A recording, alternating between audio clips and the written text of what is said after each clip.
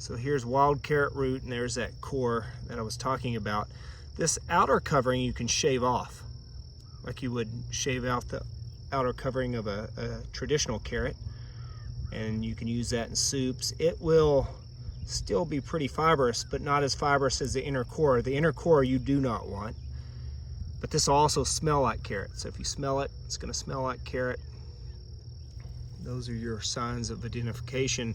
With hemlock root, sometimes you'll have these hollow centers, and it's going to smell real musty. It will not smell like carrot.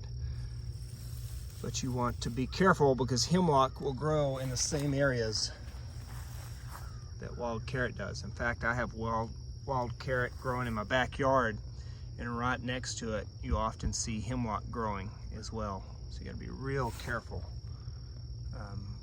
Of all the plants that you're going to get confused with a toxic mimic, this is going to be the one that most people, if they confuse it and make a fatal mistake, it's with wild carrot getting it confused with hemlock. So if you're going to use this plant, you really want to know it well. It's also going to have a fuzzy stem.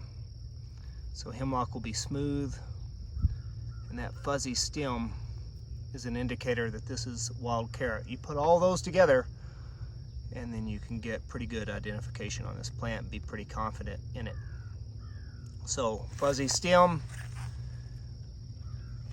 a flower head that is bowl shaped, or sometimes it can be rounded at the top, but it will not be orb shaped, so you won't have several orb shaped clusters flower like you'll see in hemlock. The root is going to be solid with a really woody core.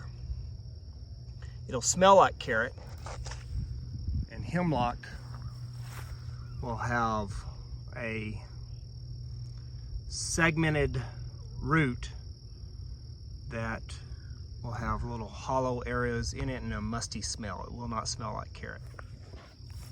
So all of this right here that you can see, these big clusters of flowers, some of these are kind of flat on top, some are kind of bowl shaped, but none of them are orb shaped. So this is the second year of wild locations. Just want to kind of give you an idea. This little black dot is common, especially with well-developed second year blooms on wild carrot. So it'll send up this huge stalk. It's biennial, so the second year you're going to get this big flower head that can be bowl shaped. So this is what I mean by bowl shaped. Sometimes it'll actually crest over and start to form a roundish shape on top, but it won't be orb shaped like you see with hemlock. That's the big concern here with wild carrot, is that somebody gets it confused with hemlock. That's how a lot of people have poisoned themselves. Let me go ahead and pull this one up if I can. Now you notice that root does not look like what you would see with a traditional carrot, that it's actually white in color. I mean, you can see a little bit of orangish color, but it's going to be white underneath the outer coating, and it's going to have a woody core to it, so it will not be hollow. It'll have a core at its center,